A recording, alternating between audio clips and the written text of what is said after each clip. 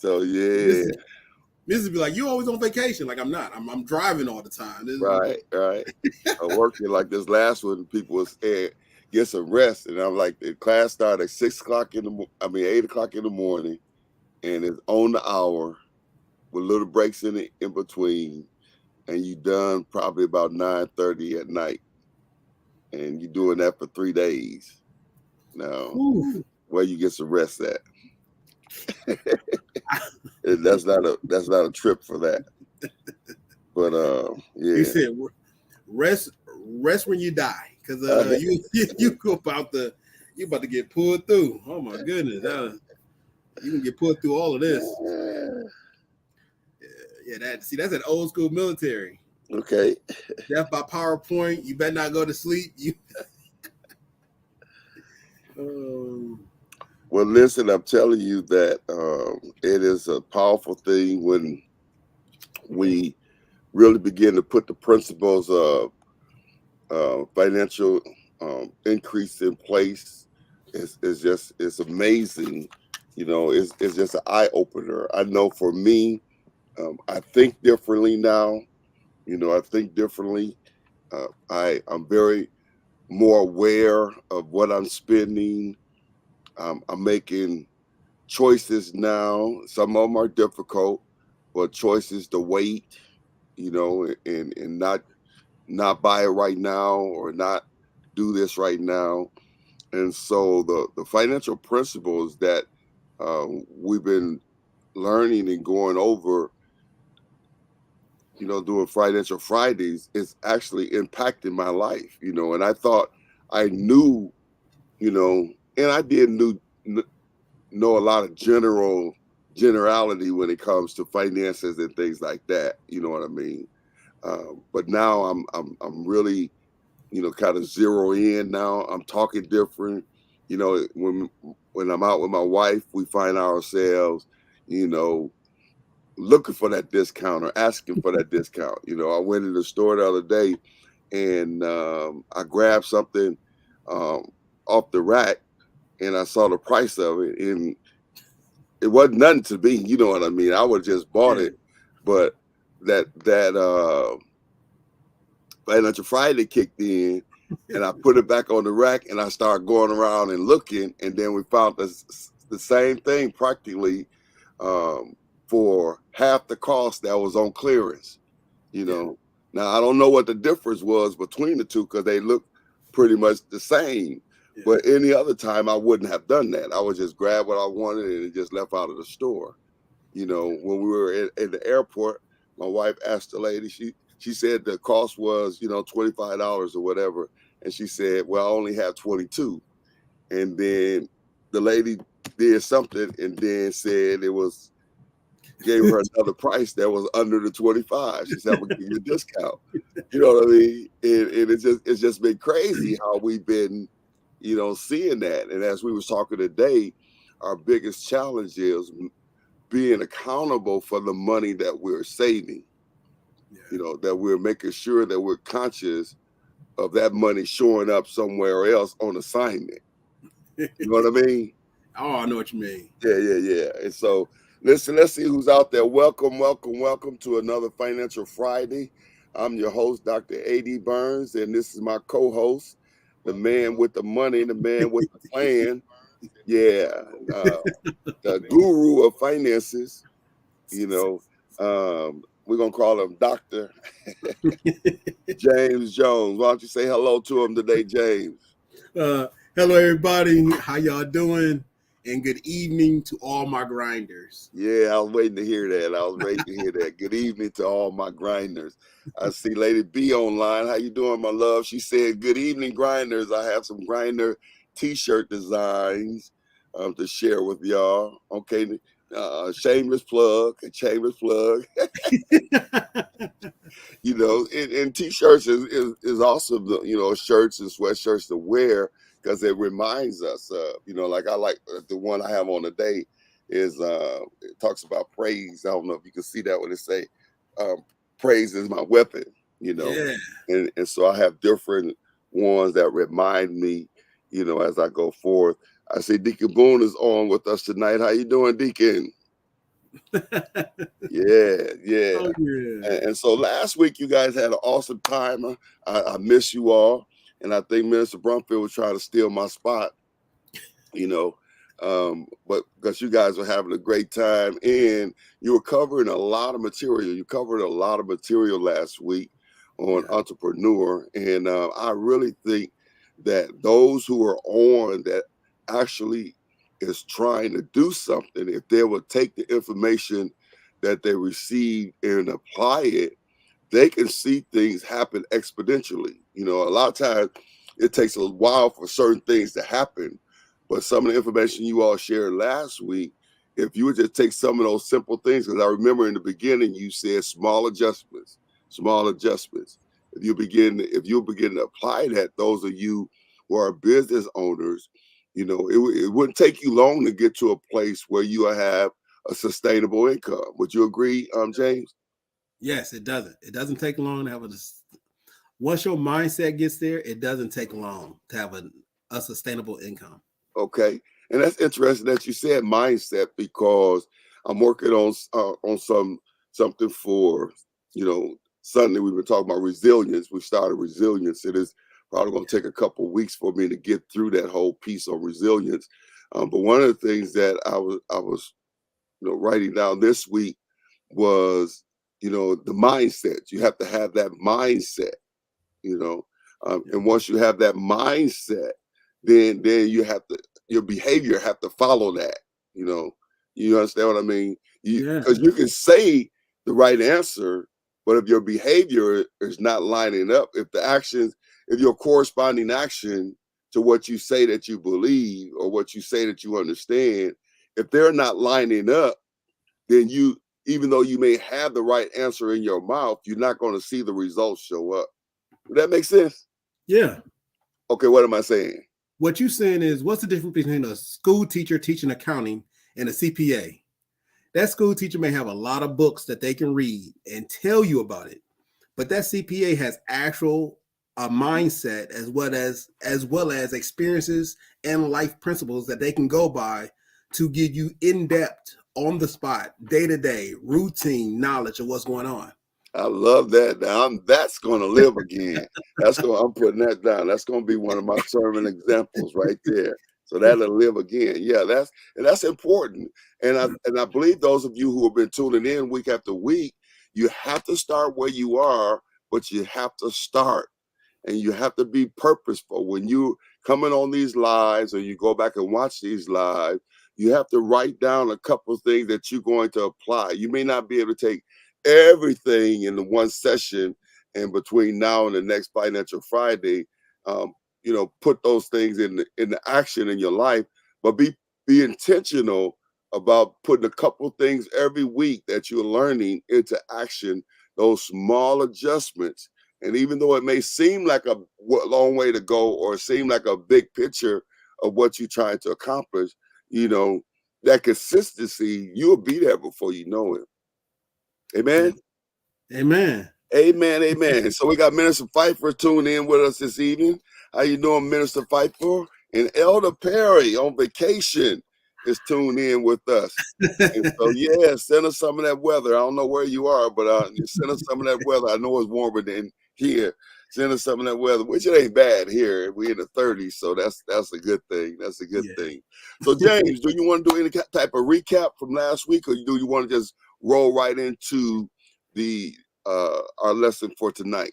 I don't know. I can always do a recap. I Okay. think so. When it comes to entrepreneurship, I think they are the innovators. So if you are an entrepreneur or you consider yourself to be an entrepreneur, remember you are a financial innovator. You are the person laying the groundwork, understanding the actual footprint of what it takes to build an actual legacy. Entrepreneurs get the risk, they get all the reward. Entrepreneurs, they take all of the opportunities as well as they are the ones who may suffer defeat. But to be a financial inventor is to be an entrepreneur. So, with the best recap, I can tell you that I want everyone to have an entrepreneurial heart and to be able to take risk, not be afraid to losing, because if you're afraid to lose, you will. but try to always succeed, have your mindset ready to succeed, and be able to take on any challenges. That Okay. was the biggest recap of All the right. entrepreneurs. Now, why would you say don't be afraid to lose? Are you saying that most entrepreneurs fail because they are afraid to make a move? Correct. So it's an old added tradition that we say in football, you say it in basketball, and in a lot of sports we say this a lot. Play to win. Do not play not to lose. And unfortunately, some people get the mindset that they get started and they get a little adversity. So instead of playing to win, they become recluse. And now they're playing just not to lose what they have. Now, But now that's let- not the way they got started. That's not the way they're growing. That's not the way you could even obtain victory. Playing not to lose is the worst strategy to play off of. now, So now, as wait a an minute. Hold entrepreneur, up. Hold up. Hold oh up. yeah, Hold up. Hold up. So what does that look like when you say playing not to lose? What does that look like? oh, I can give you life experiences. I can give you regular examples. Okay. So typically, everyone wants to be an entrepreneur, and a business owner, or an investor. That's how Okay. everyone starts. All dreams start the same. Mhm. They are bigger than just the person that's living currently. I want to do this. I want to do that. I want to sell the world. So then they start that path, and the path looks good in the beginning. You Okay. get you hit a couple of milestones, you hit a couple of steps, and Mhm. then adversity hits where you run out of money, or you have to challenge yourself to learn a new way of thinking, Mhm. or you just run into a bad streak of time where the market change, or you tap out on your customer side. Mhm. It's just adversity. Some people play not to lose, so they double down on just not spending enough. They double down on not knowing the market. They double down on where their section is, and they try to stay inside their section without growing and expanding.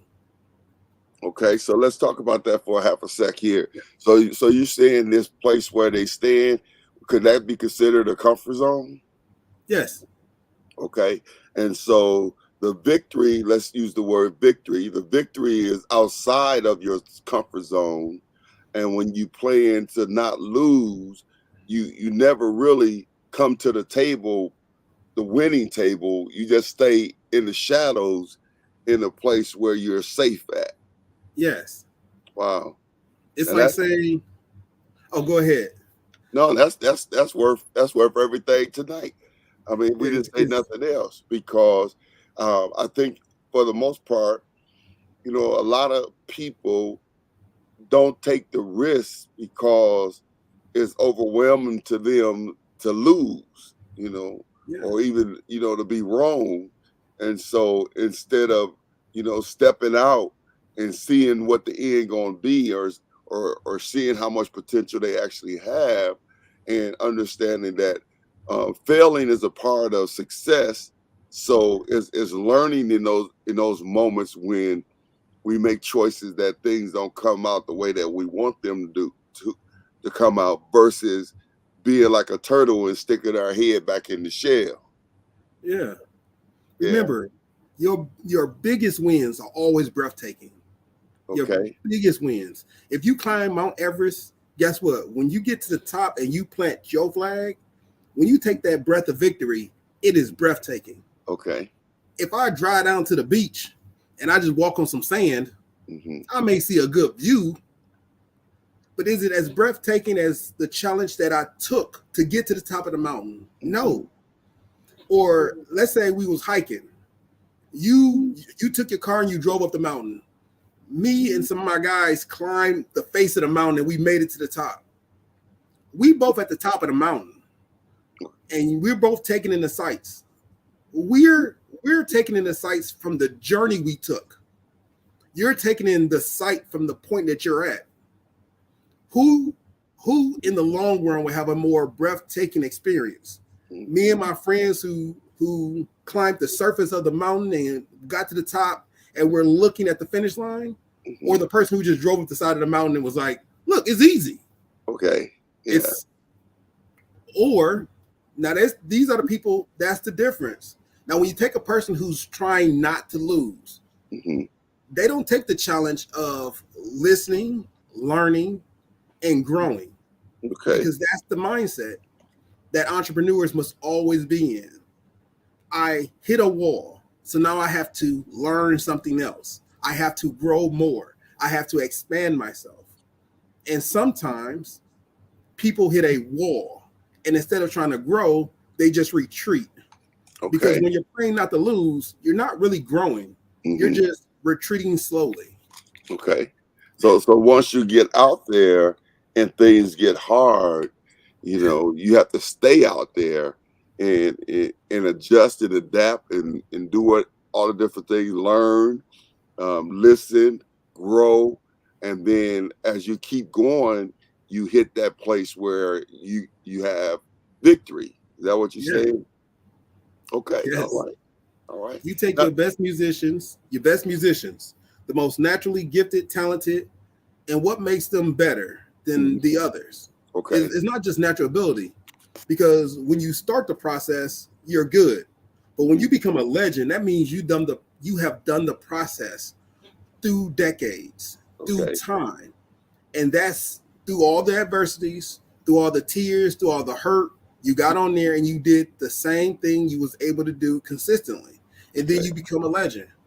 Not just a superstar, not just an all-star, but every legend that could ever be in any sport is a person who played at a level higher than average for a length of time. Right.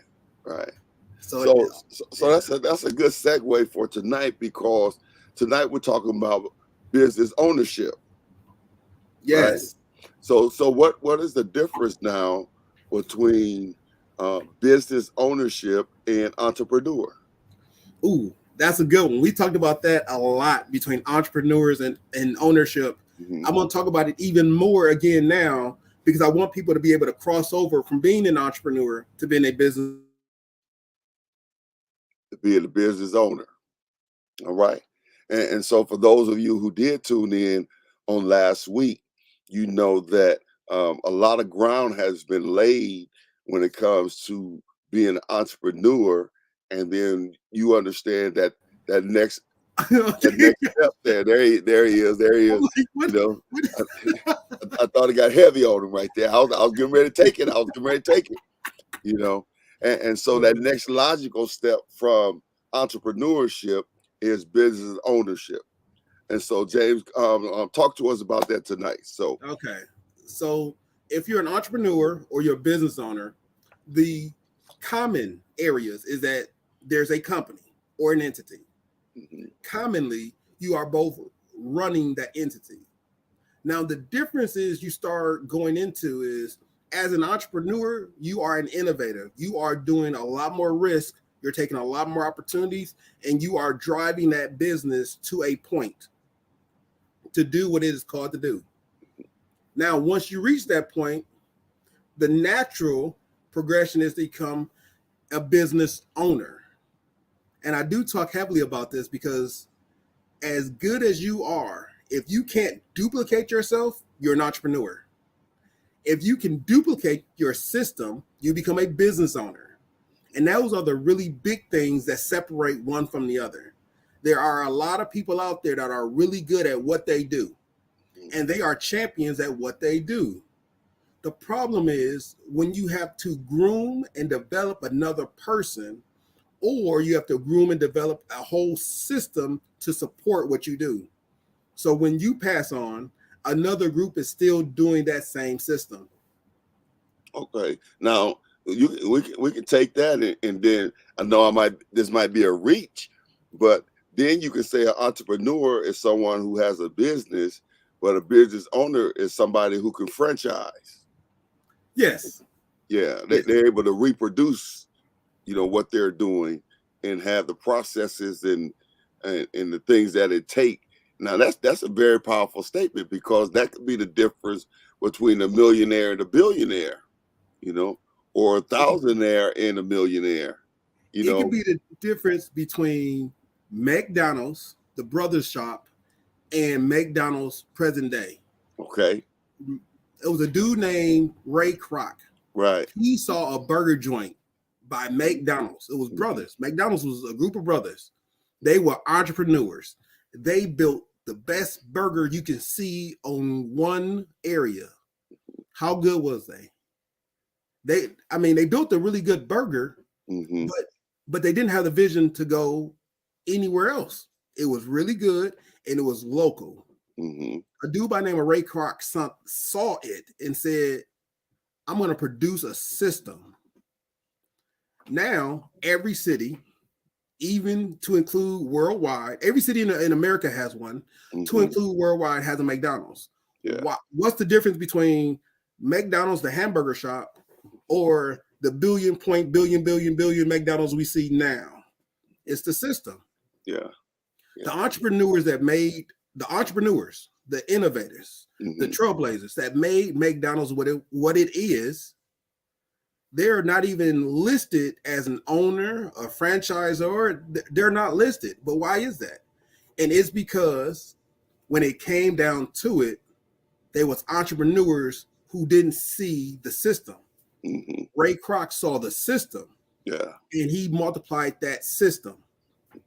And now, go ahead. And we know that because I've been all over the country, and there's been some places that I've been in foreign countries where I wasn't sure about the food, but they had a McDonald's. And I went to the McDonald's and the food was the same as it was here. You understand what I mean? So that system is reproducing the exact same thing in each one of the locations.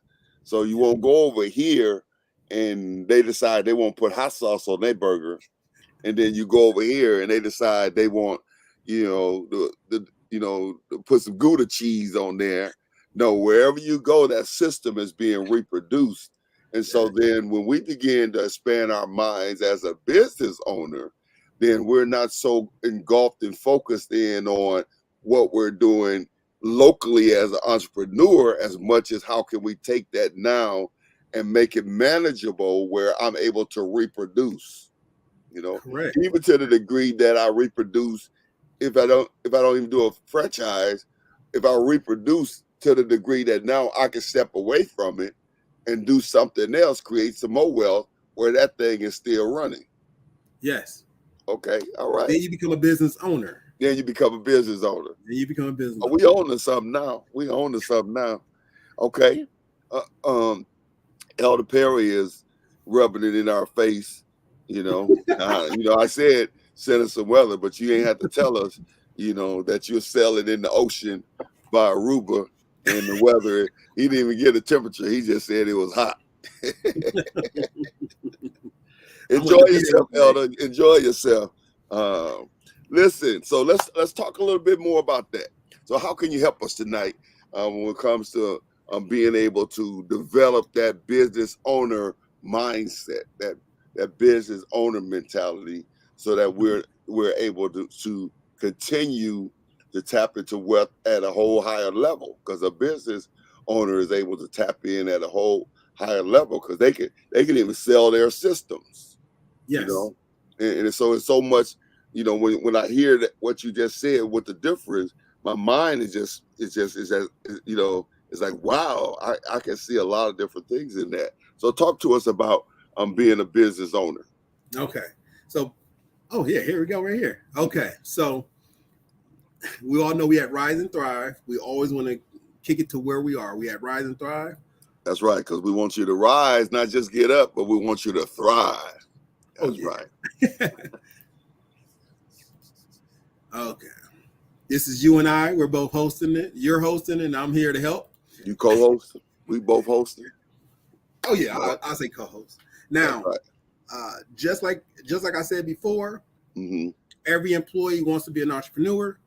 Every entrepreneur eventually wants to be a business owner. Every business owner wants to be an investor.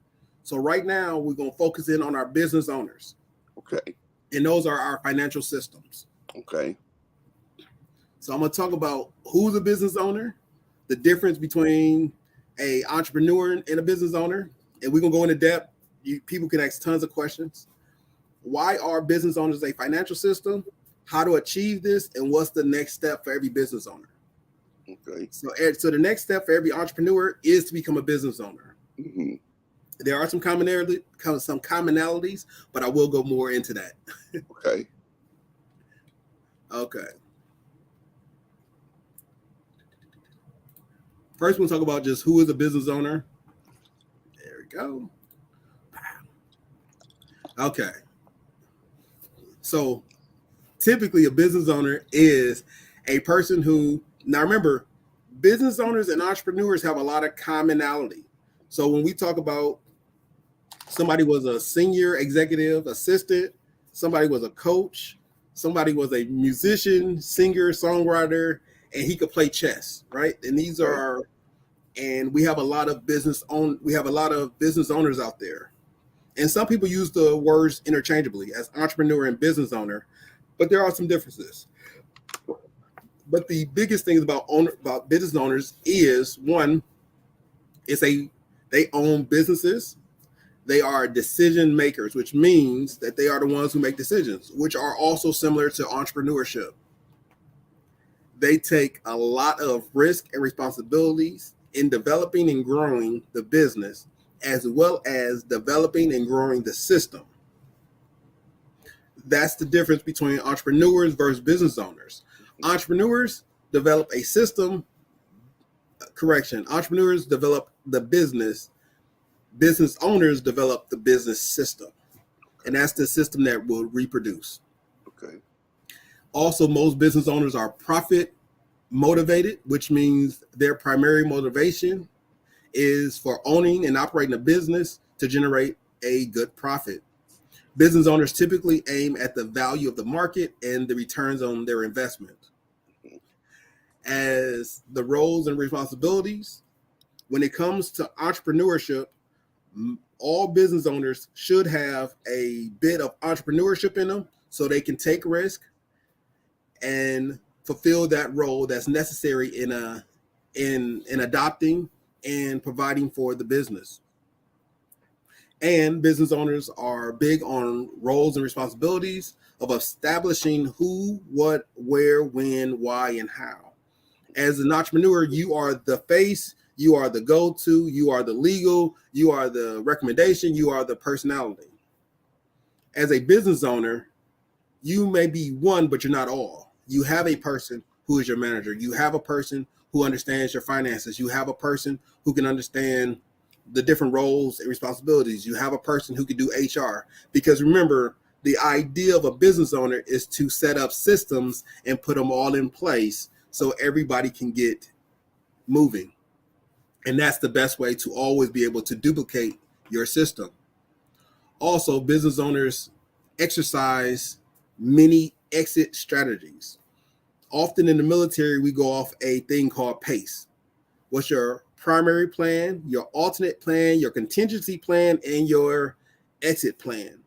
By being a business owner, you always want to talk about your first and second options, your third options, and what is your exit options. Because at the end of the day, if you face adversity, you want to have options to overcome all adversities. Business owners are the ones who are typically putting all those options together and making them happen. Did I get it? Yep. There you go. Okay. All right. Any questions before I continue? Now that almost sounds overwhelming when it comes to being a business owner. And is that like a certain skill set? You know, now I can see certain people with that type of mindset when it comes to the things you described as a business owner.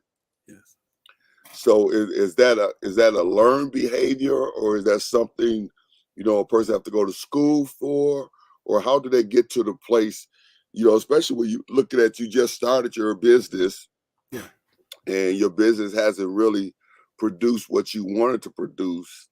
And so is there a certain timing that I begin to shift my focus now to becoming a business owner? And then is there a certain education that I need, or how do I make that transition? Okay. The easiest way for me to tell you is once you stabilize your company. Mm-hmm. So instead of saying, hey, I can do multiples of this, unless you're buying a franchise, which has a proven business solution, Mm-hmm. if you're going at it by yourself and you're an entrepreneur, you need to make sure your ducks are in a row before attempting to move to a business owner. That means if you're doing a cleaning service, make sure you have your employees listed, you have your taxes or your accountant or your CPA available. Mm-hmm. Make sure that you have the legal ramifications and legal assistance already there. These pieces are already in place. So then when you go to another city or another part of the city, you can duplicate what you're doing. Mm-hmm. So as an entrepreneur, it's not just let me see how far I can go. It's when you're able to duplicate that in what you're doing.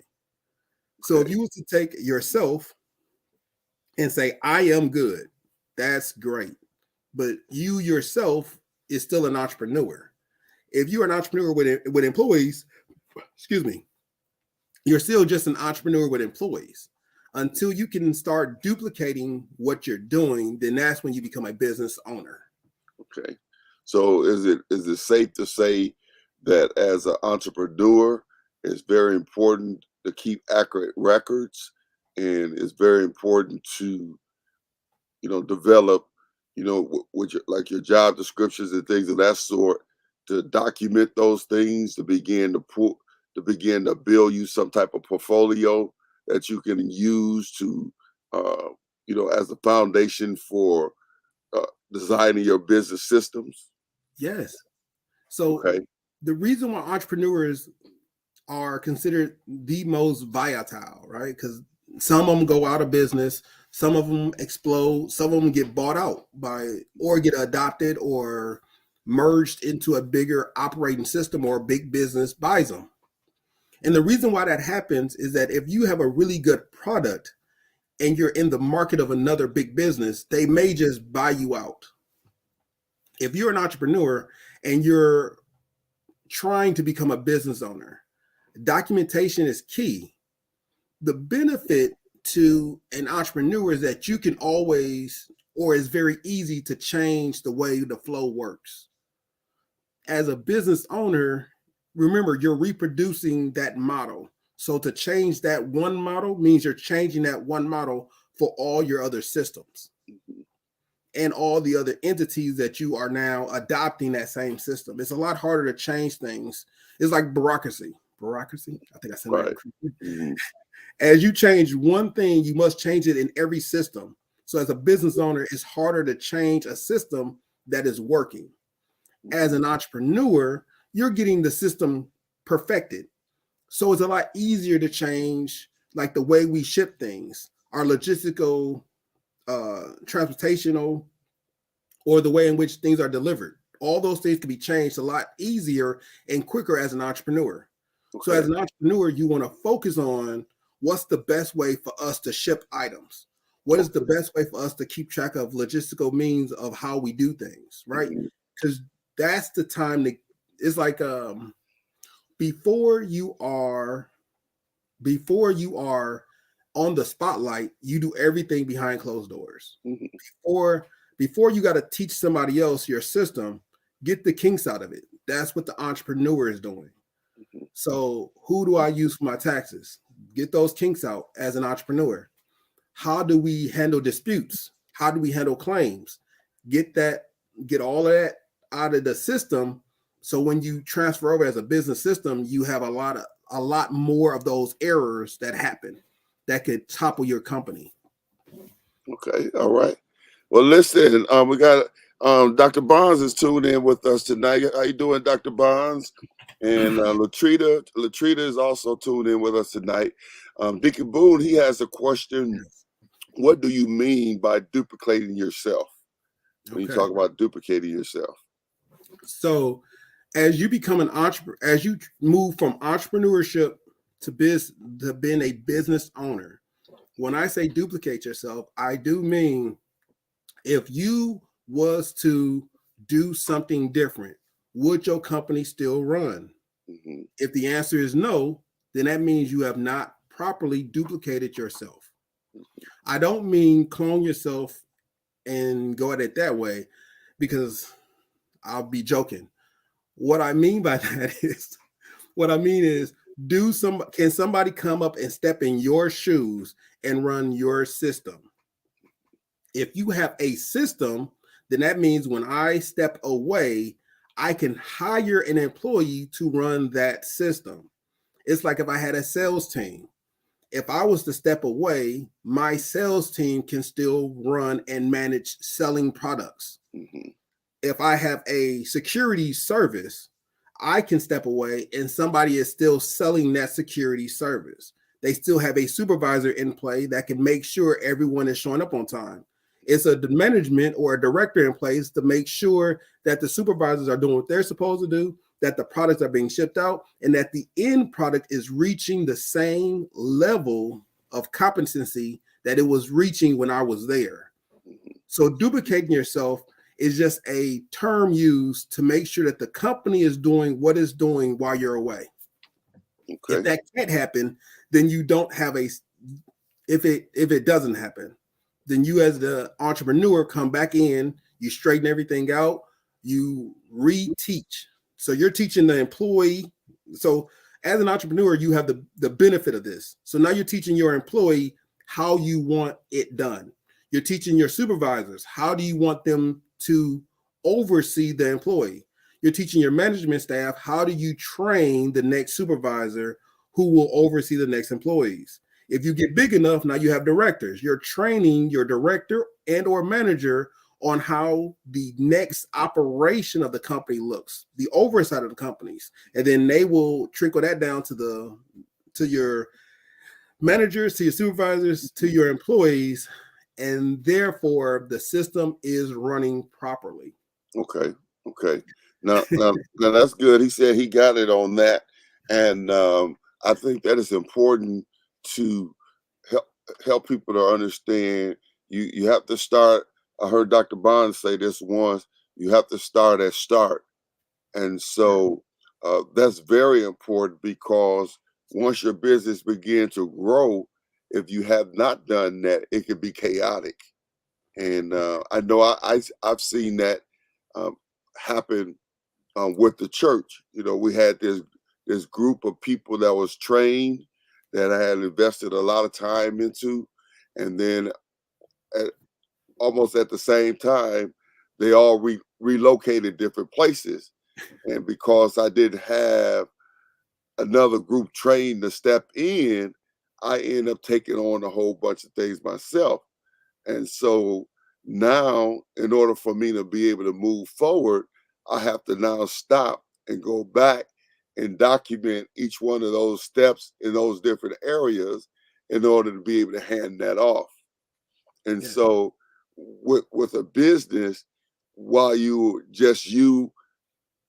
yourself and I, you know what I mean, you just starting out, is a perfect time to make sure you documenting, everything, you know, when do you buy gas if you got equipment, or when do you stock up, your supplies, or different things that you look at how your business is going and documenting them things, because when you order it, where you order it from, when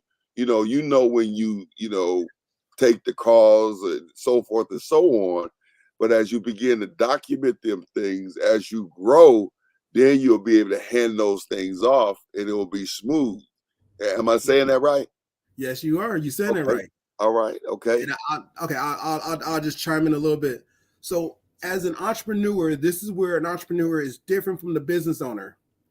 So, let's say you have a business. As a business owner, you're looking at your management team to correct and train the employees, because you are managing a system. As an entrepreneur, you may just take it upon yourself and say, hey, that employee isn't doing something that I know I can do. So now you're back on the grindstone. If the person is answering a phone call, you as the entrepreneur may actually get in and say, hey, employees, look at me. This is how I want you to answer all phone calls. You're not leaving it to any of their supervisors to train them. You are actually hands-on training them. Hey, when you answer this phone call, I want you standing up and I want you smiling when you say hi. Okay. You're doing a physical, this is what I want. As a business owner, you're not doing that. You're telling your management team, hey, when I saw this, this is not the standard. Because remember, as a business owner, you're running a system. Mm-hmm. Hey, I hired you to do what I told you. This is what it looks like. Mm-hmm. Now, that person, after getting chewed up, is going to go down the line and make sure, or try to make sure, that that doesn't happen again at the end of the line. Okay. So your employee is going to feel the wrath that you had. Versus as an entrepreneur, you need that employee to do what they need to do. That's one of the reasons why, as an entrepreneur, you're working out the kinks. So now, as the business progresses, the entrepreneur comes downstairs. He greets his sales team. He knows everybody.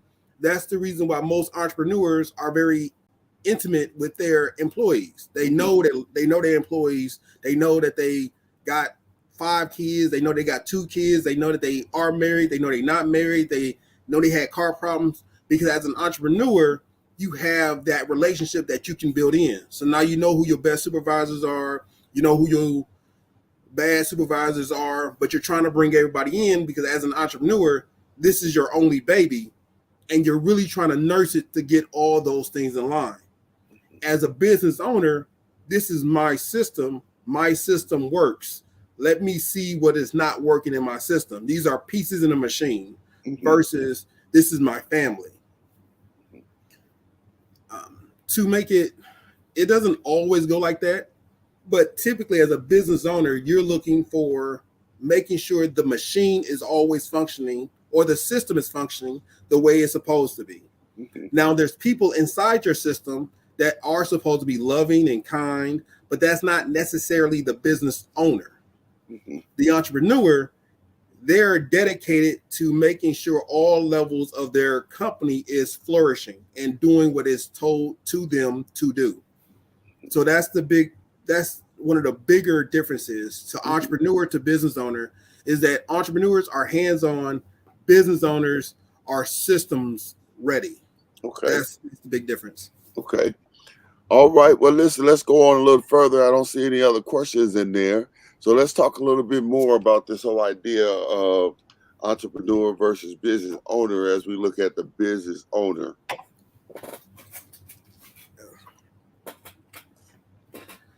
Okay.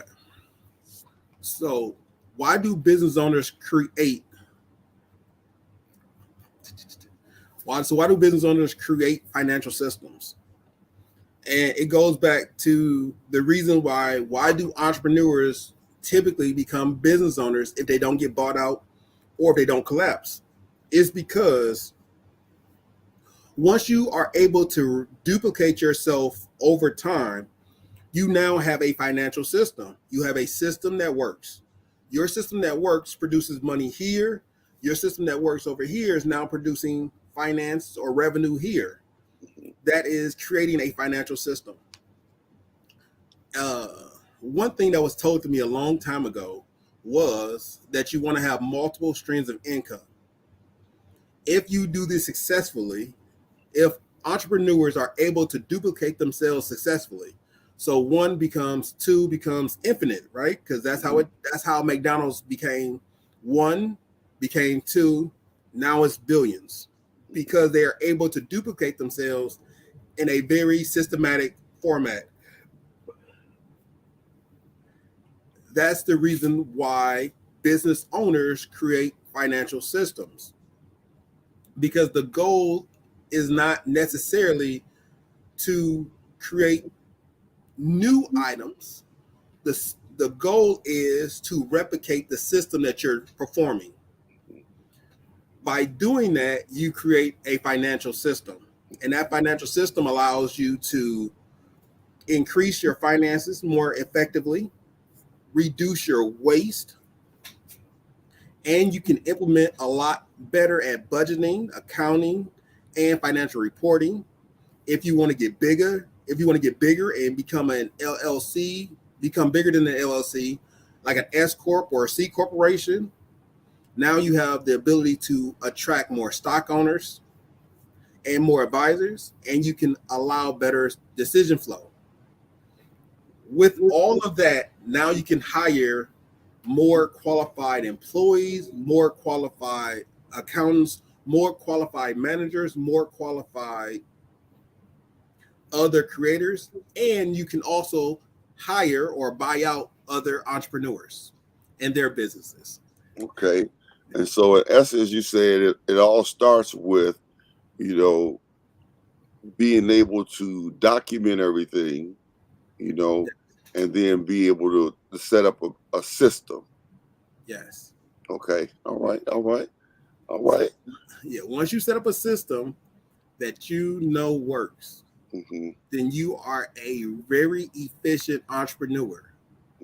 Once you set up a system that you can duplicate or one that can run without you being there, now you become a business owner.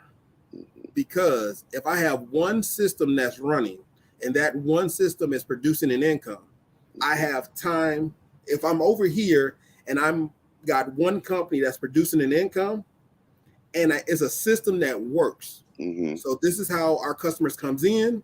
These are our target customers. These are our benefits. These are our supervisors. These are our employees. And then you leave and the system works. You now have time to come over here and replicate that same system. That's how you know that you're a business owner. Okay. If you go to other places and you can't replicate your system, or your system has to take drastic changes, then that means you want to go to the drawing board and redo it. It doesn't mean the first system isn't working. It just means when you step into a new environment, you may have to modify that system. Okay. That's very good. That's very good. Let's see. I'm taking some notes here. Let's see. If we got anything in the chat there. I don't see anything in the chat. Okay. And so let's continue to keep on pushing. Okay. So the big things about why you want to create financial systems. The other benefit about being able to create a financial system is one of the things in which I talked about. Your business can expand faster.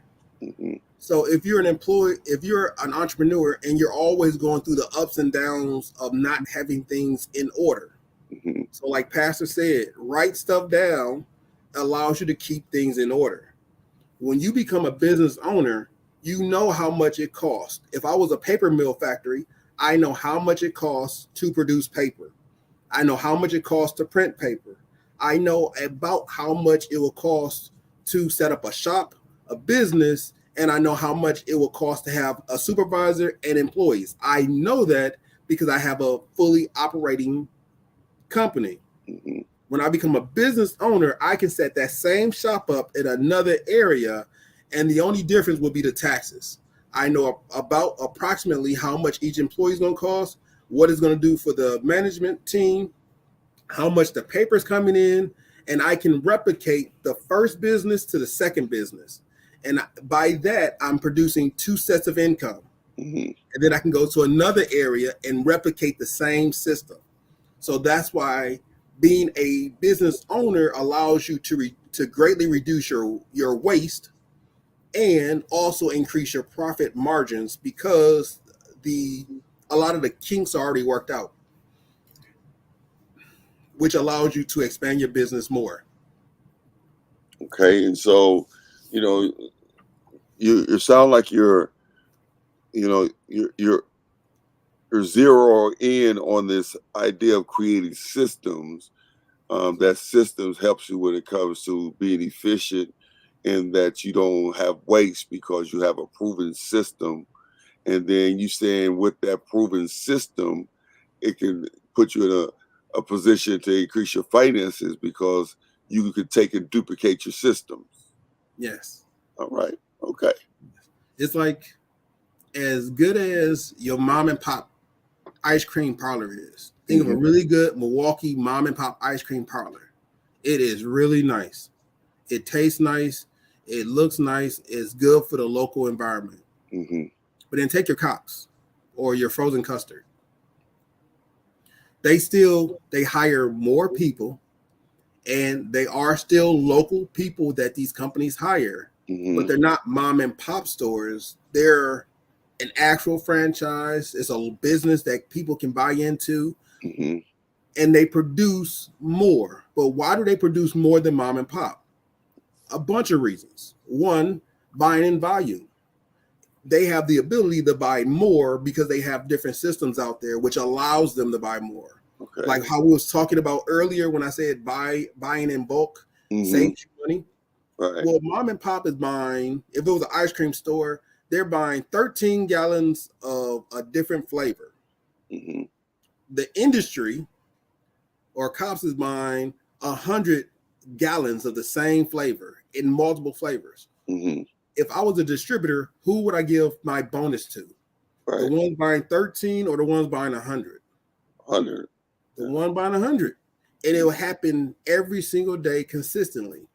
So we got to make sure that as we are doing this, even though I do love mom and pop ice cream parlors, cops have a more efficient system, and that more efficient system allows them to buy more at a reduced rate.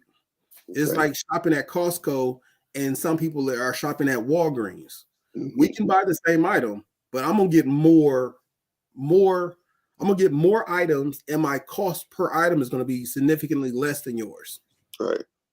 All right. And so it with the system, you're able to look and see where it is, not only where you're going, but what your needs are.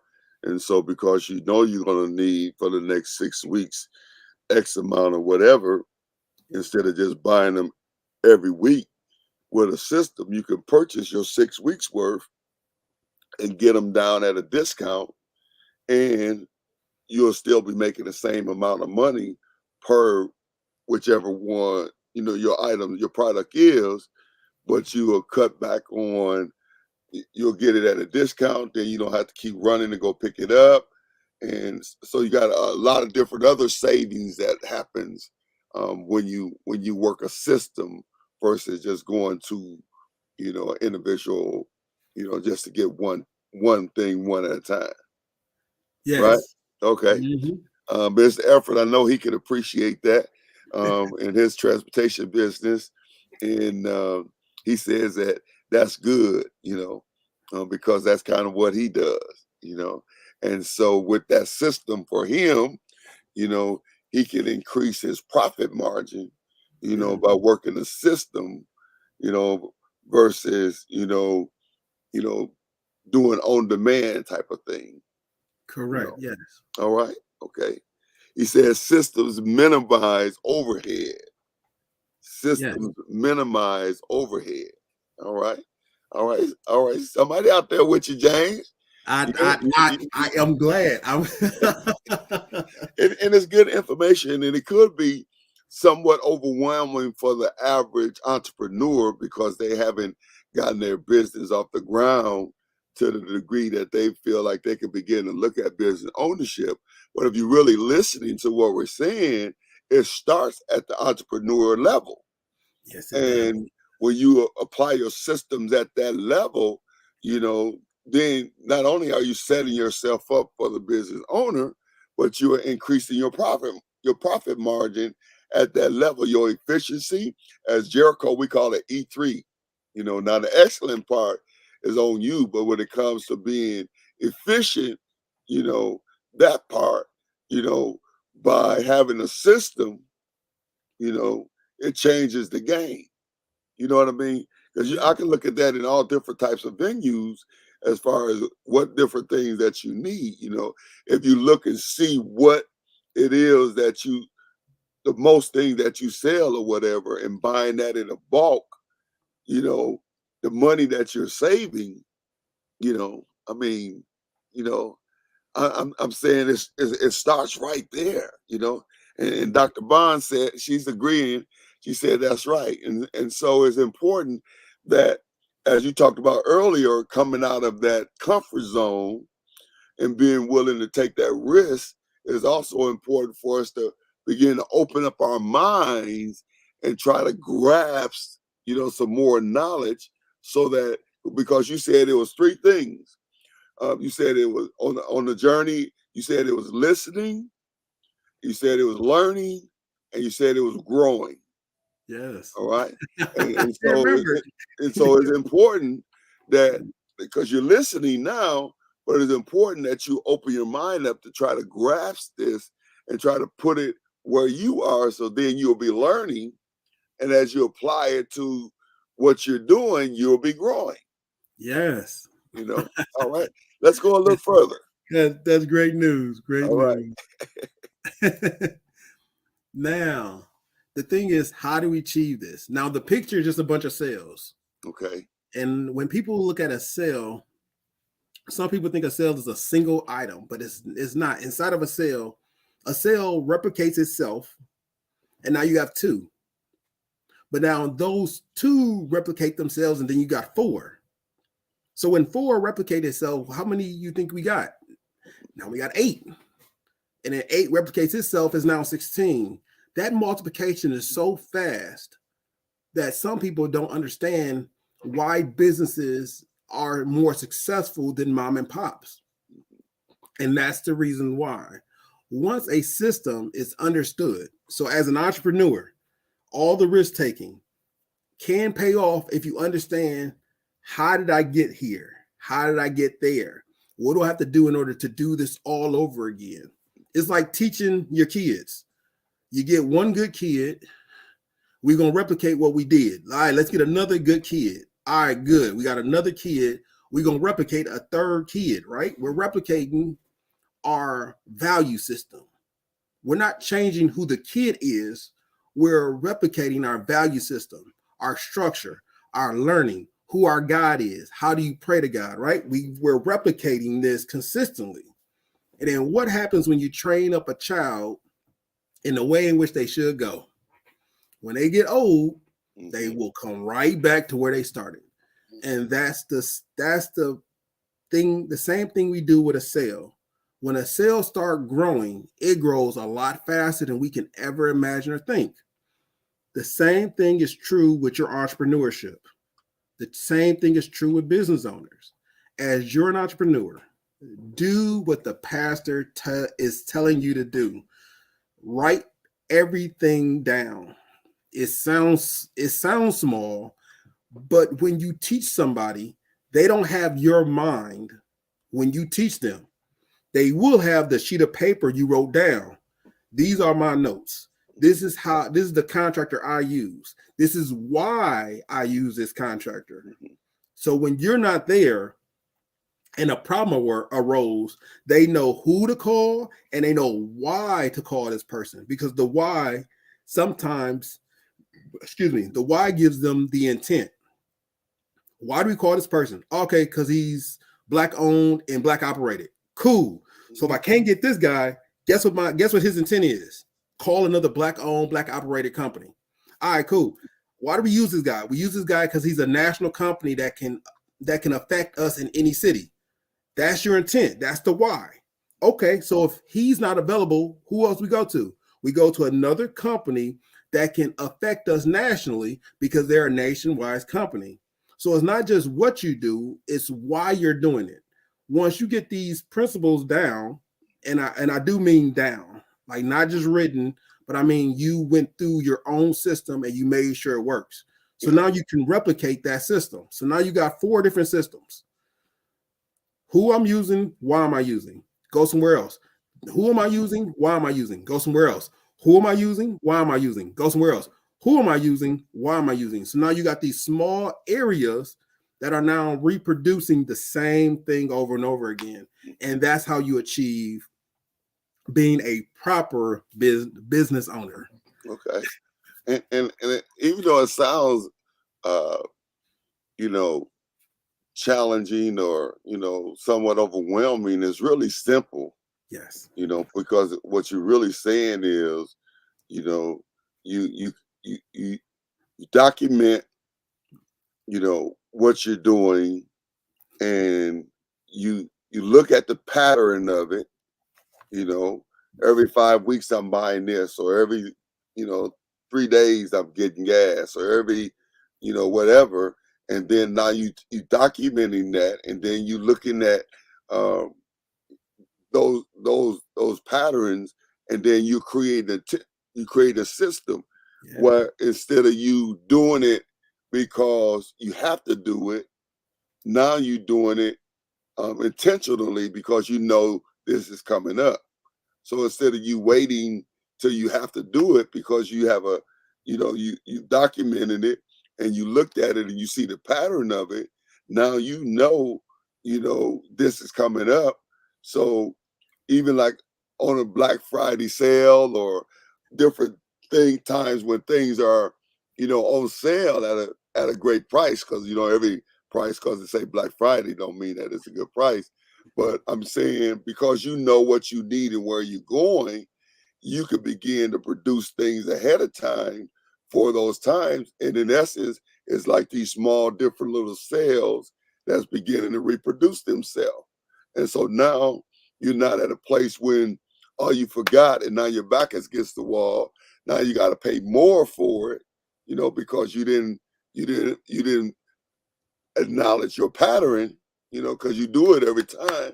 I hear Dr. Bonds used to say, I think either the anniversary come the same time every year, or stretch day is the same time every month. You know what I mean? Because people stretch day will come and they'll be like, "Oh man, I didn't realize it," and so here I'm just gonna give you, $10 because that's what I got in my pocket. But it comes the same time every month. But if you're not acknowledging the pattern of it, you can never prepare for it. Yeah. You know what Yeah. I mean? All right. That's a good way to put it. All right. It's like, why do you go grocery shopping? Because we need food. Mm-hmm. Are you sure you need food? Yes, I'm sure I need food. Do you need food every day? Well, mostly I need food every day. Then why don't we plan on going grocery shopping? Why don't we plan on grabbing all the sugary stuff that we're going to buy when we go grocery shopping? Plan for it. Write it down and say, I'm buying 2 packs of cookies.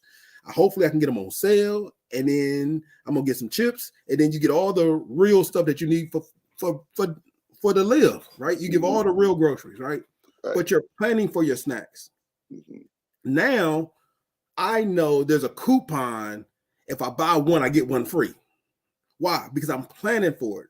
I didn't just walk in and was like, oh, I need some cookies, right? And impulse buy. No, I'm planning to buy cookies. It's right here. It's on my list. I'm buying cookies. Right. I got a coupon that says if I buy one, I get one for free. Well, now I bought 2 cookies. Why?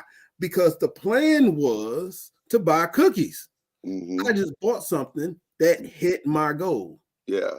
I'm going to buy me some chips. So let me research. Now I got another coupon to buy these chips. Mm-hmm. If I buy 3 of them, I get them for $2.59 versus 1 bag for $5. Mm-hmm. I'm saving money here. Right. And now you're happy because you're doing what you wanted to do, but you're assigning a financial understanding to it. Mm-hmm. So now when you go out and buy stuff, now you're not guilty for buying stuff. It wasn't impulse buying. No, you less likely to impulse buy when you already got the sugary stuff in your cart. Right. You could, any kid that's with any of their parents, try this for them. When y'all get to the grocery store, tell your kids, I need 2 packs of Oreos. Let's see how fast you can get the Oreos, right? They'll get the Oreos for you. Or y'all can walk there as a family and you can pick out the best priced Oreos that will fit what you got going on. Mm-hmm. Once that has happened, no one is arguing about getting Snickers. We got the Oreos. We can see them. We gonna eat a couple of them when we get to the car. Don't worry, y'all. We eat these when we get to the car. No one argues about more stuff. Right. Can we get some milk? No, we got these Oreos. We're gonna eat when we hit the car. You are reducing your stress because everybody know we getting Oreos. Mm-hmm. You're reducing your financial concern because it's not impulsively bought. No, it's on our list to buy Oreos. Yeah. Once we get into those simpler things, right? Mm-hmm. And I say simpler because everything is practice until you know that you're always doing it. Okay.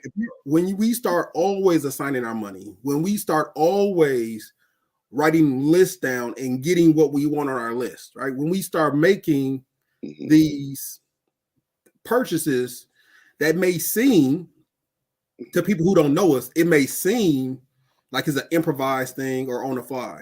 Mm-hmm. But if we're already listed to do these things, excuse me, then it's a regular routine that we do. Similar to a business owner, to a entrepreneur. They're living on the fly. They go into the store, they may buy some chips, they may not buy chips. The business owner is saying, this is the system. We got a lot of sugary eating people in our family. We're going to buy some Fruit Loops. We're going to buy some cornflakes. Let's see what's on sale. The system that they have implemented will reduce the cost of those Fruit Loops, will reduce the cost of those Frosted Flakes. It will also reduce the cost of those cookies. The entrepreneur is still going through the motions. They're still buying a lot of impulse stuff. Mm-hmm. And eventually they're going to realize, I could just buy that at Sam's Club. 15, I could buy 15 of those for $1 less per bag. Mm-hmm. And once they learn, right? It's all about learning. Mm-hmm. Once they learn, right? They've been told that they can do it. They learn they can do it, and then they go out and do it. Mm-hmm. You're less likely to spend $300 when you can spend $200 and get all the same stuff. Yeah. The same thing is true for entrepreneurs versus business owners. Remember, an entrepreneur is working out the kinks. The Mm-hmm. business owners are performing without kinks Mm-hmm. or minimize kinks. Yeah. So that's the difference that it will be from a entrepreneur to a business owner. Yeah. Yeah. That makes a lot of sense. And that's not even to mention the amount of time that you're saving by not going to the store every day, the gas that you're saving by not going to the store every day, the frustration, that you don't go through going to the store every day when you can just take a time out to plan and look at your pattern, and then you could begin, to buy things, like you said, you can look at coupons and different things. You more intentional. Mr. Efren, when we talked about listening, learning, and growing, he tried to have that pastor in him. He said he wanted them all to start with an L. So he said listening, learning, and leveling. So I don't know. We have to work on that one. Leveling, learning, leveling up, learning. All right, we'll get back to that one on him. Dr. Bond said that summer comes every year. That's the term that she uses. Summer comes every year. And so, at church, a lot of times, we know when the summer comes, our finances is down. But we don't always look ahead, and we just end up in the summer, and then we end up in financial challenge, even though we know summer comes every year. So we have to prepare for it, as a business owner versus reacting as a entrepreneur. Yeah, see how I set that up? Yeah, there you go. There you go. That's it. Our time is going fast tonight. Let's see if we go a little further. Let me see if we got any questions in there. No, I don't see any questions in there. I hope you all are getting this. It's definitely increasing my understanding, and I pray that it's also impacted your life the same way or in a similar way. So let's go a little further. Okay. And this is the second to last slide. So people often ask, what is the next step? Well, when you become a business owner, you are the king or queen of your domain. Mm-hmm. You are the head honcho. You are the person who your next step as a business owner is to look out and see where you can next affect a situation. Yeah. The reason why there's a lot of dollars behind you, because every dollar is what a single employee brings in. Mm-hmm. And some companies don't look at it as some companies don't look as employees as dollars. Mm-hmm. But most corporations, there's a dollar attachment to everybody. It's a dollar attachment to every employee. It's a dollar attachment to every volunteer. There's a dollar attachment to all of your managers, even to your executive staff. There's always a dollar attachment to every person. Mhm. I say that to say this. The dollar attachment could either be money coming to you or money coming away from you. But there is an actual dollar attachment. As much as we love people, a volunteer is your best dollar attachment. They're working for free or gaining experience. And in replace of that, they are producing a product or service that is benefiting the company. Also, having longevity in a company is your best dollar saver. They already know the rules. They already know what is expected. And if they're there long enough, they have benefited from the company as well as been a great benefit to the company. Because the turnover rate, if your turnover rate is high, most of your new employees are not actually benefiting the company in the beginning because they have to learn the system. Okay. All of your older employees know the system. They Mhm. come to work, they work the system, they go home, they come back to work again, they work the system.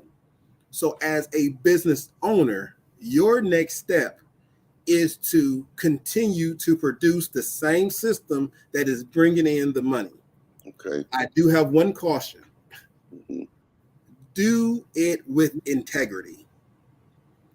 Oftentimes, inside of this capitalistic society, we often lose integrity for the sake of dollars. Yeah. So, I must always caution people because when you do reach a threshold, and you are making 6 or 7 figures, sometimes people lose themselves in just gaining money and they lose the identity of why they started in the first place. Mhm. And it's not to overthrow anybody, it is to be a help to those around you. Yeah. Yeah. No, that's something that's, you know, widespread, if you will, when it comes to the whole idea of integrity, because people they do lose integrity, and I think a lot of times money multiply who they are, and so a lot of times when people start gaining a lot of increase, they have a tendency of changing, and sometimes the changes that they're make are character changes, and it borderlines on, if not integrity, because integrity is being honest, being truthful. Integrity is, you know, uh, you know, being, Yeah. what your word when you give your word on something, or you know, being Yeah. able, to make sure that, the Bible talks about, you know, as believers that we ought to stay away from even the appearance of evil. And so sometimes when things don't appear the way they're supposed to be, it's very important that we, within our power, to make sure that we clear that up, you know, that Yeah. that it doesn't become an integrity issue. You know what I'm saying? And so Yeah. a lot of times money magnifies who a person is. And so they was already like that. They just didn't have no money, and then so they go from being confident to being arrogant, you know. And so I would also uh, say with what you just said that we want to be very careful that we maintain our integrity, Yeah. and so I try to um, make sure that I'm consistent as who I am, that I'm not a wishy-washy person, that and it takes work to do that, you know what I Yeah. mean. And so make sure as you guys begin to grow your business, as you become entrepreneurs, and as you move to business owners, that you don't allow y'all excuse my voice, um, that you don't allow yourself to begin to, think more highly of yourself than you should, you Yeah. know, because in a breath it can all be gone. Our health, somebody, God forbid, I was just Lady Burns and I just got news that some pastors that we know that his wife just passed, and I think she was in her 50s or something. You know what I mean? So I'm just saying, you never know. So you want to make sure that you don't become this whoever. So integrity is important. We only got a couple slides to do. Let's see if we can get through our lesson for tonight. Okay. So Now, to wrap up, Dr. Barnes says that's good, Pastor. I'm so true. Thank you, Dr. Barnes. I needed to hear that because James just left me hanging out there, and I was just agree. you know, I felt like I was treading water by myself.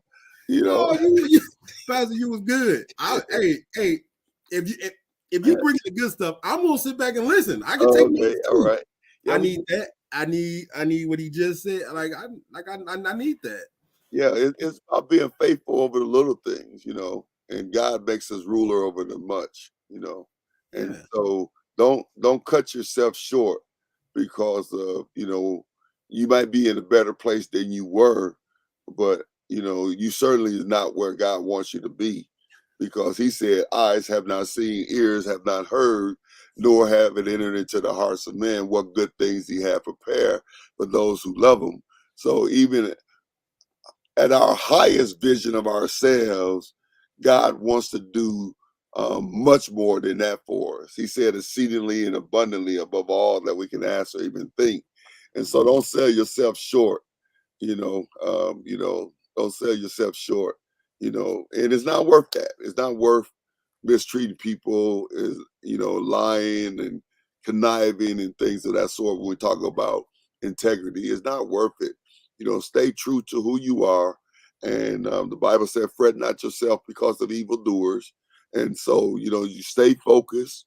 Don't allow another person, you know and I'm not saying that we're flesh and blood. So whoever said sticks and stones shall break my bones, but words will never hurt you, that's not a true statement, because words do hurt. And so just be careful to guard your heart is all I'm saying. And let God take you to that exceedingly abundantly above all, and don't allow people or your thoughts of yourself to get to a place where you stunt what God wants to do in your life. Yes, Pastor. All Just right. just to double back. Okay. Now, as an entrepreneur, you have the ability to correct a lot of this a lot faster than as a business owner. As an entrepreneur, you could probably fire people same day for not adopting to your system methods. I don't advise on it, but there are people out there that says if you won't stand up and smile, don't come to work. If you're not happy, don't come to work. As an entrepreneur, you can do that. You can make that a rule, that a system. As a business owner, you got multiple entities that are doing this. So it's very hard to go in and clean out a whole entity and then replace it with new people. Mm-hmm. As an entrepreneur, you have this is where the risk comes in. You're risking what you have to root out the weeds. Mm-hmm. Because when you're a system owner, you're just managing a system. As an entrepreneur, you're in the weeds. Hey, I don't like this person's attitude that they come to work in. And they may disagree, they may agree. You can say from now on, this is what I want. I want everyone to come to work ready to work. If you don't come to work on the time you are scheduled to work, not get here, but you will be working. So at 9:00 in the morning, you're working at 9. You're not punching in at 9. You're working at 9. Those are the differences that I find that an entrepreneur can do that a business owner, after the structure is made. So after you have a bunch of different organizations, it's harder to say, hey guys, we're gonna implement new rules, because the ramifications of that legally could hinder you greatly from doing that. Where as an entrepreneur, you're the risk taker. Hey, guess what? I'm willing to sacrifice that one good employee to set the example. This is what I want you to do. I want all my managers to be able to do this, right? All my managers have to be able to lift 70 pounds. Otherwise, just get out because you're setting the standard, you're making the rules. And with that, you're also setting the integrity of the company. Hey, if some customers are going to cuss us out because of the color of our skin, we just not going to do business with them. You're setting that integrity. As a business owner, if your systems are not in place to do that, it's harder to transition to doing that. If as an entrepreneur, you say to yourself, this company will give 10% to a charitable organization. You're setting that rule, and then you're following up to make sure the company that you own as an entrepreneur is doing that. As a business owner over here, you don't have to argue that. It is part of the rules that everyone will contribute to.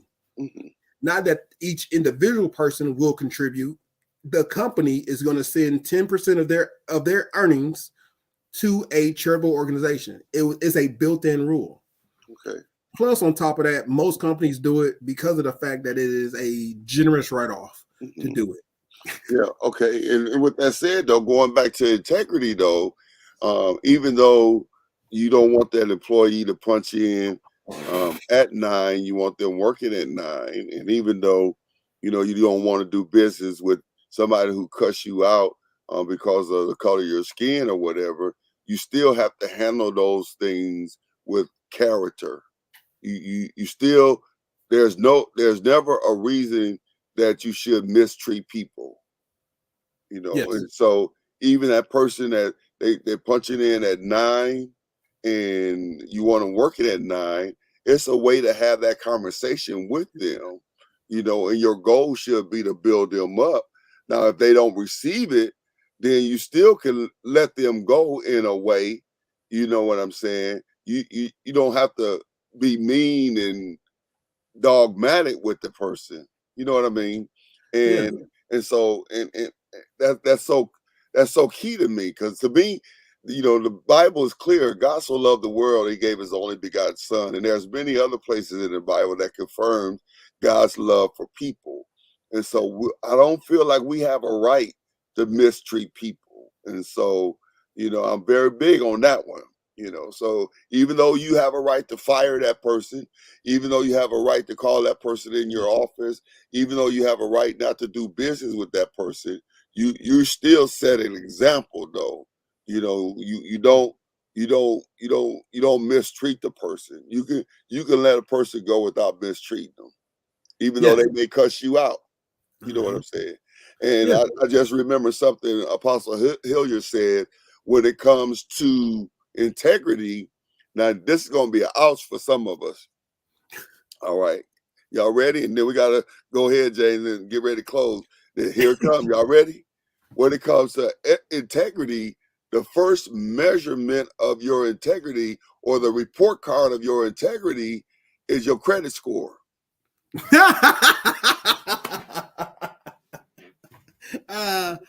Oh, that's funny. Yeah, because you told them people you was going to pay them, and you said you're going to pay them on these days and on these times, and you didn't do it.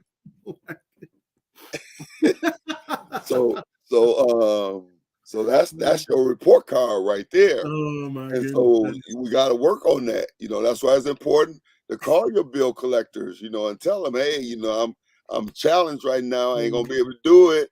How can we work it out or whatever?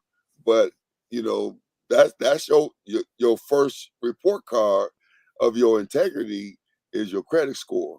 So yeah. okay, I'm gonna leave that one alone. You said we got two, and I'm not coming against no one. I know we all at different places and we all dealing with things. I don't have an 850 credit score yet, and so I know we all at different places, and so I'm not coming for you, but I am saying that's important, and that's where it starts. When it comes to you keeping your word and you doing what you said that you're gonna do, it starts there. You can't take that lightly, because That's what integrity is. I believe that one alone. Come on, you said we got 2 more slides? No, after this is the last one. But All the right, next let's get that last one. okay. We got 5 minutes and then we'll be done. Gotcha. Okay, so let me just touch on it. One, as a business owner, or not actually even as a business owner, as a regular person, I typically not yelling unless I'm having a good time. I think I might have yelled 1 or 2 times when I was actually mad.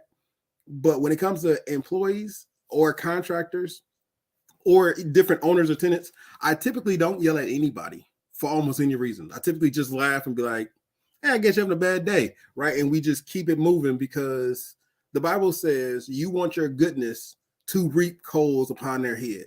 That even when they talking bad about you, they be like, well, you know, he always laughed a lot. I hate his laugh. You know, you want to make sure that the way you're presenting yourself, that even when they come to themselves, they still know that they did wrong. Yeah. And you say typically, so that means sometimes you don't pass the test? No, I don't. Okay. Yeah. We're gonna leave that alone. I mean, you want me to lie on here? I can lie. Hey guys, I always keep my cool. Yeah. No, I am pretty good in that area. I have matured a lot now. You know, people that knew me early on, they knew that I was, you know, nothing to be played with. And so I have people now that'll take my kindness for a weakness. And I'll be thinking to myself, sometimes I laugh to myself, they really don't know who I am. You know, they don't know how much God has really worked on me, you know, and, you know, but the thing is that you know, there's very few times that I have to raise my voice. I've learned to walk away a lot if I need to. I do learn to say what I need to say, you know. I'm not gonna argue with a person. And so if I see that it ain't gonna go nowhere, then I'm gonna be done.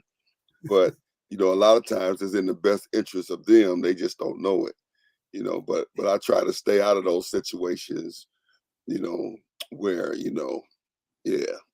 Yeah, don't worry, I got a couple more years. I got a couple more years. I got my brother praying for me that my mouth will always be straight. So All right. you know, I got my prayer words out there. I'm not we all got our differences. Listen, we got 3 minutes left. Did we cover everything tonight? Yeah. The next step to all business owners is to become investors. Okay. So we'll talk more about that next week.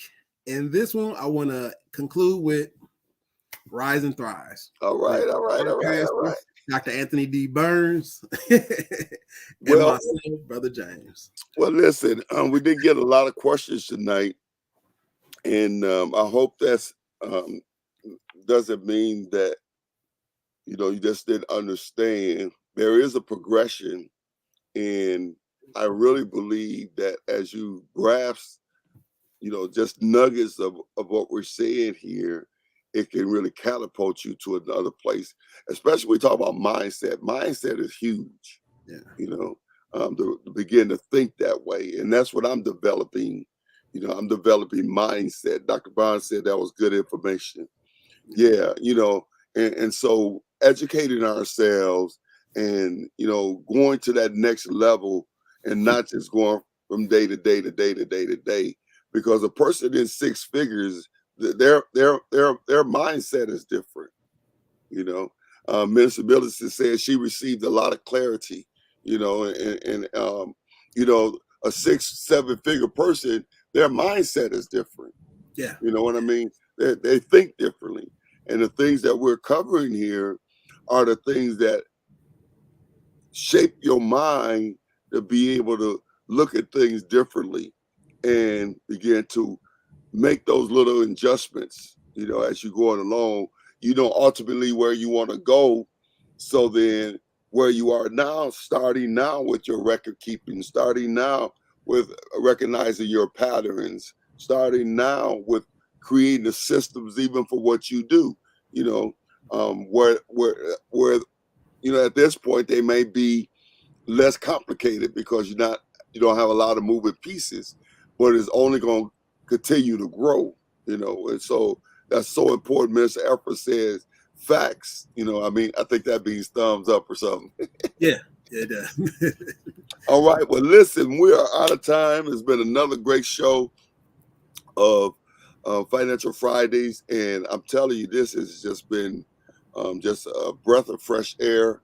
And there's a lot of things that we don't talk about, and even oftentimes, in the church we don't talk about it, and a lot of people stay away from it, and they just go from day to day, from week to week, doing the same things day in and day out, and and some people are complacent when it comes to where they are, and they don't really think about how much better it could be with just a little more effort. How much more it can reposition them with just a little more effort, and making those small adjustments. yes. Small adjustments, and continually to make those small adjustments. Before you wasn't even hitting the target. Now at least you on the paper.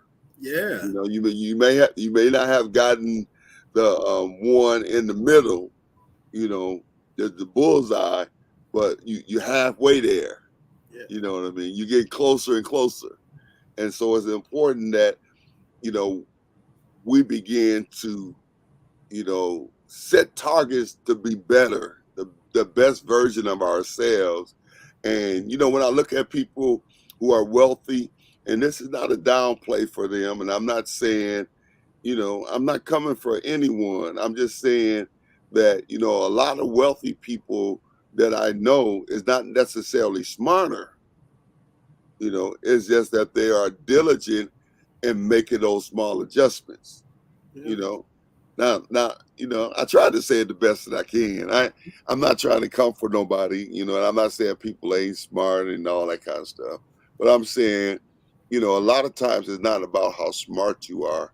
It's about being able to take those patterns, turning them into systems, and being able to, you know, implement those systems in your life, and you'll begin to see increase on all different types of levels. And so I'm gonna leave it right there. All right. But that's Uh, but what you said is the truth though. Like okay. like like I can't reiterate what you said as perfectly as you said it, because when we start applying these things, it's across the board that you become better at these things, and that's the thing that people, that we eat, to include myself, once Hmm. we understand these things, like once you understand cost management, because that's what we're doing, financial literacy. Once you understand cost management, like how much I can buy from this, Hmm. that applies to everything. Hmm. So now you're doing cost management about my groceries, but that also goes to my vehicle, that also goes to my job. If we have to go to a single vehicle, or can we afford two vehicles, like this Hmm. is all cost management. And when Yeah. you take as an entrepreneur and says, what can I do with this, right, Hmm. you're understanding that this one item, if multiplied, can do multiple functions. So now you're replicating what you're doing. Hmm. And that's the benefit of what you're saying, because once you do one item, if I'm looking at the best cost per item, I can now look at the best cost per item for my home, my kids' school, their understanding, their Hmm. relationships, their financial stability. Then you go back and say, well, how do my savings account look? How do the wheels on my car look? And Hmm. you're doing this cost management across the board. But Yeah. it's the little things. It's the Hmm. little things. And that's what I want to point on to everybody else. It's Yeah. not that everybody wakes up and they are very detailed about all these items. Hmm. It's just that once you start doing the little things, your mind becomes awoke, or Yeah. it wakens up Hmm. to cost management across the board. Yeah. Yeah. That's important. Let me hit a couple of these, and then we're gonna close out for tonight. Sister Jackie said it was a wealth of information, and she said thank you. Dr. Bond says one bite at a time and celebrate the small wins, and that's so important that we learn to do that. I know that was a challenge for me, and it's still kind of a challenge.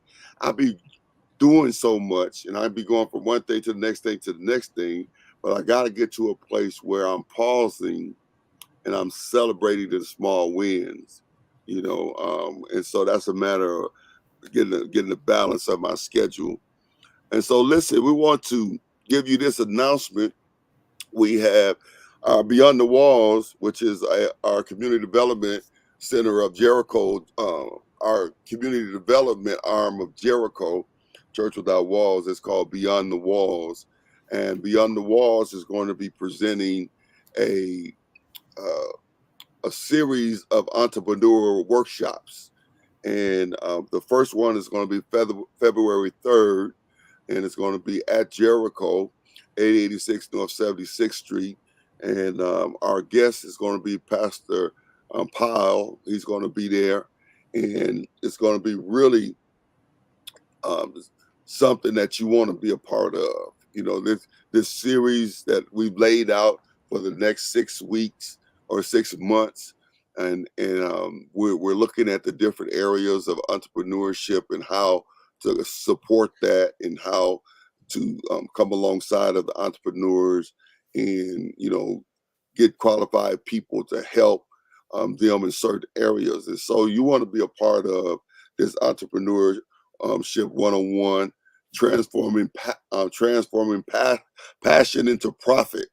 And that's going to be February 3rd at 9 to 3 at 8086 North 76th Street. And the cost is $25. It will include a workbook and lunch. And so you want to be a part of that. And Dr. Bond said it serves as a motivation for the next level. Yeah. Yes. And so, we're doing all that, that we can to help entrepreneurs. And next month we'll be releasing the how to make six figures. Yes. And so we believe in that we're going to be able to release that on next month. We thought we were going to have it done by the end of the year, but somebody's schedule is too busy. But we're going to be releasing that. And then as we end our Financial Fridays on where we are, I think we're on day 74 in our 90-day challenge. And so at the end of our 90-day challenge, we're going to continue with the Financial Fridays, but we're going to switch to how to make six figures. And so we're going to begin to walk through how to make six figures. And so you want to take advantage of these entrepreneurs. $25. We got to get past money and get to a place of thinking about investment. And so if you never heard Pastor Powell's testimony of how he became the owner of all of those McDonald's, you really need to hear that. And I know he can help you. And so you want to be a part of that. And so make sure that you go on. I think I seen the link on there. Didn't I seen the link on there? Yes. All right. Go to dradburns.com/event and sign up for the Entrepreneur 101. That's sponsored by Beyond the Walls. And that's February 3rd, 9 to 3. So you want to make sure you're there. And I guarantee you, just the workbook and the lunch alone, the workbook is worth $25, and then the lunch, so, it's an investment. All right, we are out of time. Any closing remarks, James? Man, I hope, wish, and pray that you take this information and you utilize it, because we need more. We need more people out there being business owners. Let's replicate what Jericho can do.